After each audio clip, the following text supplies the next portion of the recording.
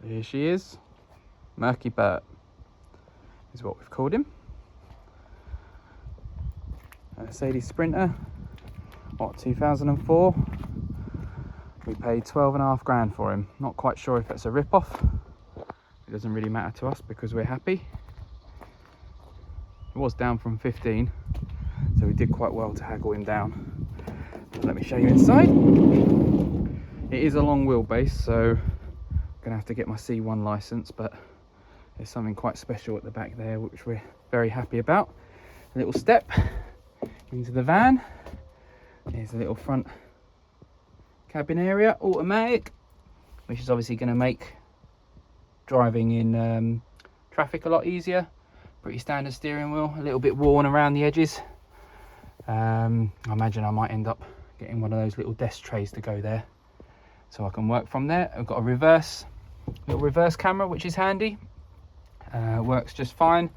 There was a radio in here, but the bloke who sold it to us reckons that there was a load of cables at the back, so he couldn't connect it, so we shouldn't even bother trying, and told us to get a little Bluetooth speaker, but I didn't like the idea of that. So my dad had a little look inside, and guess what?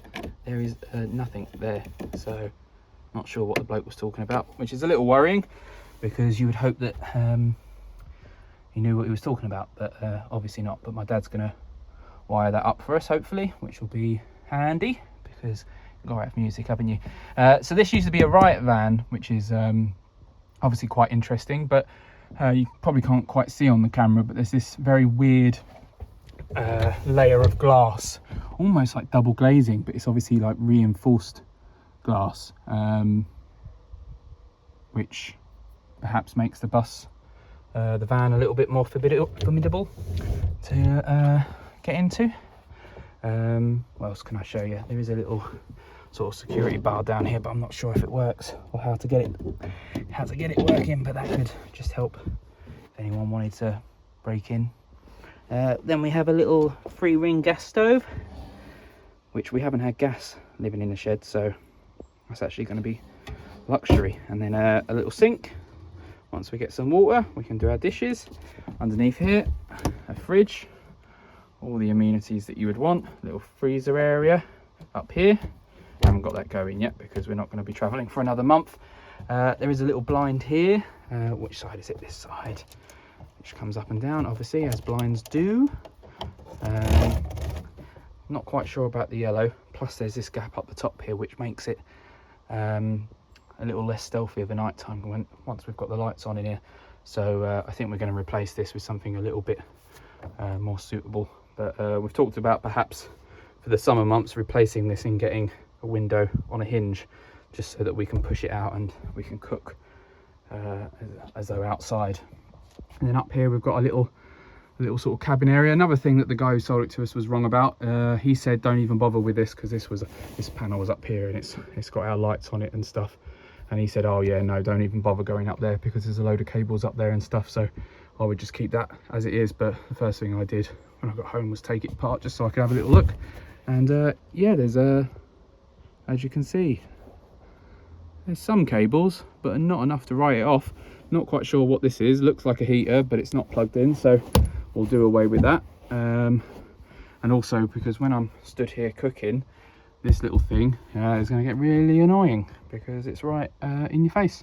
So I've suggested that we actually get rid of this and cut it all the way back to where the curtain is, so that we've got a little bit more headroom. Not quite sure why they've done that, but I'm sure there was a reason, but we can't work it out. So we're going to take that all the way back, and then we'll actually have some storage up here, which we are severely lacking. So that'll be appreciated, but that's a job for future Dan to worry about. But that, yeah, all that can go. These cables could be neatened up, and then there's a ton of space back there that we can use. And then moving into the living room area, we have a little diesel heater down here, which is going to come in handy. We do have 4 seats, which does come in handy for future-proofing us and our growing family, but Dominica's a little bit worried about floor space, so I think we're going to do away with one of these chairs, just so we've got like this area here where the baby can go. Even though we do have this area, it would be nice to also have this area, but we're going to keep one of the seats, but it only has one of the straps that go across, so we need to fix one that comes down as well. so we can keep the baby chair in, and perhaps even put a seat belt in here so Dominica can sit there with the baby. But I think she's pretty keen to come up front with me when I'm driving, so that's something we also need to figure out. But that's almost definitely going, but we've compromised over that chair, so I think that's staying. But if it can come off easily enough, which I'm not sure it can, perhaps that goes into storage every time we park up. Another great thing about this van is that actually when we first looked at vans, we weren't thinking about windows, but this has windows all the way around, which is lovely because you can sit here, imagine a view which isn't my dad's front garden, and it will be lovely. Whereas before, all of that would have just been the side of the van, and the only window you would have had, or we were thinking we would have, was this front one. So that's really made a lot of difference, even though it takes up potential storage space. Yeah, I think we're both glad to have got some windows. There is another window here, but I should show you this. So when we first walked into the bus, this is what I immediately saw, and it reminded us of the Vietnamese night buses, because there's a bunk bed up there, because the van sleeps a double, which is our sofa, that comes out there, pulls out, and then the sofa's at the back here. The sofas, the pillows, or the back bits, then sit down there, and then you got yourself a double, even though that's super uncomfortable because there's like a few bits where you could fall down, which if anyone's sleeping on this side of the bed with that bit in the middle there, it's not that pleasant. So we're gonna have to figure that out. Perhaps Dominica and the baby sleep down here and I sleep upstairs, which is pretty cool because that's what I'd be happy with that. But that bunk bed comes down, and then yeah, you've got one that goes across, and then these curtains come across, so if you ever want some privacy, you can just go along like that, and then you've got a bed up there, and then a bed area down here. Well, I'm not going to show you that now because it's quite difficult to do on your own, but there is another window behind here, which you can see if I show you the side of the van. There's the window, and then into the back. So let me show you. When we first started looking at vans or thinking about vans, we did draw up a little plan for my dad as to what we wanted, and the bunk bed idea wasn't the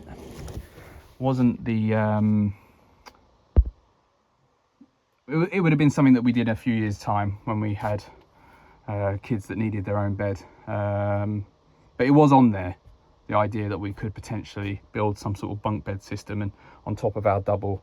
Originally we thought that the double would go that way, but I would have been a bit squished because I'm just touching 6 foot, which I think that's probably less than 6 foot, so my knees would have been bent, whereas this is 6'5", so yeah, absolutely no trouble there.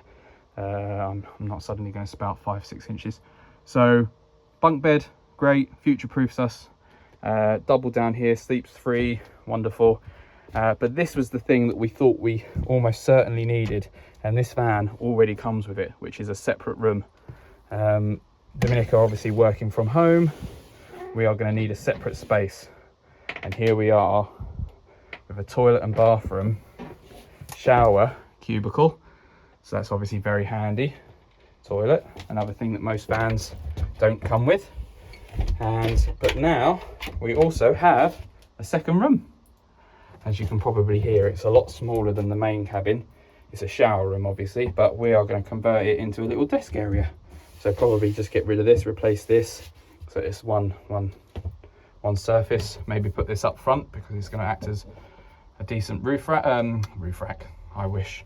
Spice rack, it probably is because that's what you put a tea towel in, so I reckon this is a spice rack. So we'll move that up front potentially, but then Dominica will be able to work from here, and assuming that we're somewhere better than my dad's parking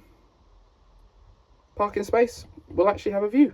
Dominica will be able to work and have a beautiful view, which I think she's a little bit excited about, but we'll have to insulate this a little bit better because it is noticeably colder because the door doesn't have any felt on it. And whilst I'm sure this was just a decoration, I actually think it makes quite a lot of difference. This felt that's on everything, it just keeps some of the heat in, but these back doors don't have it, so yeah, it is noticeably colder, so we'll have to do something about that. And it is somewhat soundproofed, but I think we could do a better job so that I could be in the main part of the van with the dog and the baby, and making all the sort of rackets that dogs and babies make, and Dominica could be in here working with her headphones on, no problem. So there's that which was going to be a humongous job if we'd had to have built a van by ourselves, but would have been a necessary one. But as it is, it's already done for us. So there's a lot that we're going to do, but it is somewhat livable. We're going to get rid of these because they're highly impractical. You know, you could put some pots and pans here or whatever, but then you've sort of lost all this space up here because driving around it's all going to fall off. So I think this whole thing needs to be cupboards. So we're going to do away with this. Once we've done away with that, we're going to go all the way back to there and build shelving all the way along there and put doors and everything. And then we're going to get a rail that goes all the way round from this top door all the way round, blackout curtain all the way round to there, so of an evening we can really shut off from the front, just again to give us another sort of separate space, I think. So it's almost like 3 rooms is what we're sort of aiming for. Plus I often wake up earlier than Dominica, so I'll be able to jump in the front and sort of get on with some work and not have to worry about disturbing Dominica or the baby with my laptop lights. So yeah, pretty brilliant, very excited, very happy. Only time will tell if we've been ripped off, but I don't think it really matters because we've got what we wanted. There's a lot to the van that, you know, if we'd bought a van perhaps half the price, similar sort of mileage, we would have had to have done ourselves, which would have been a lot of work, you know, figuring out how to build a divide. Neither of us are carpenters, nor is my dad, so it would have been a bit of a job. But as it is, that's worth its weight, I would say, because yeah, it's something we don't even need to think about now. It's already there. Even if we do change the door or add some insulation to it, at least there's a base to work from, which yeah, saved a lot of work. This bunk bed, again, worth its weight. I'm sure we could have built it, but the fact that it's here is just, oh, honestly, just saves so much grief. And yeah, one more thing is that there is a solar panel, solar, I'm talking too much, I'm not used to it, a solar panel on the top of the roof, which is going to help us if the English sun ever does come out, just to give us a bit of a trickle charge, and you know, with the laptops and the computers and things, may help with that. But that's something that we've got to figure out because we don't know how much charge or how long it charges for, or how much power we get from it, whether, you know, the fridge would last a day or 2 days, a week. But what we do know is where the gas connects from. So if we went and bought ourselves a little gas cylinder, we could hook that up and start cooking.